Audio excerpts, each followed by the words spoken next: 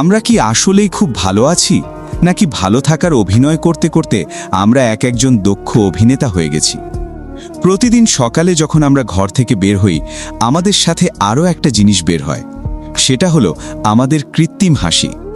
অফিসের চাপে, সংসারের টানে কিংবা কেরিয়ারের চিন্তায় আমরা এতটাই ব্যস্ত যে নিজের মনের সাথে দুটো কথা বলার সময়টুকুও আজ আমাদের নেই। সবচেয়ে অদ্ভুত কি জানেন? আমাদের চারপাশটা এখন মানুষে ঠাসা, অথচ দিন শেষে আমরা প্রত্যেকেই ভীষণ একা। সামাজিক যোগাযোগ মাধ্যমে আমাদের শত শত বন্ধু, হাজার হাজার লাইক আর কমেন্ট, কিন্তু দিন শেষে যখন মনটা খুব খারাপ থাকে, তখন একটা টেক্সট করার মতো মানুষও খুঁজে পাওয়া যায় না। ফোনের স্ক্রিনে আঙুল ঘষতে ঘষতে রাত গভীর হয়, কিন্তু শূন্যতাটা আর কাটে না। আমরা যাদের জন্য সবচেয়ে বেশি স্যাক্রিফাইস করি, দিন শেষে তারাই আমাদের সবচেয়ে বেশি অবহেলা করে। হয়তো এটাই জীবনের নির্মম সত্য। মধ্যবিত্ত পরিবারে বড় হওয়া ছেলেটার শখগুলো ডানা মেলার আগেই ঝরে যায় দায়িত্বের চাপে, আর প্রিয় মানুষটার দেওয়া অবহেলার ক্ষতটা আমরা বয়ে বেড়াই বছরের পর বছর।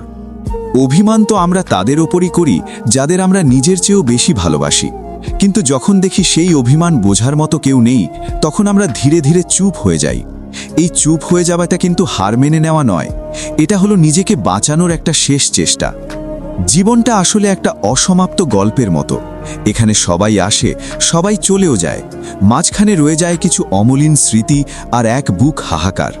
তবুও আমরা বেঁচে থাকি, আবারও কাল সকালে নতুন করে হাসার অভিনয় করব বলে। আমাদের গল্পগুলো হয়তো কেউ জানবে না, কিন্তু আমাদের এই একাকিত্বই আমাদের সবচেয়ে বড় সত্যি।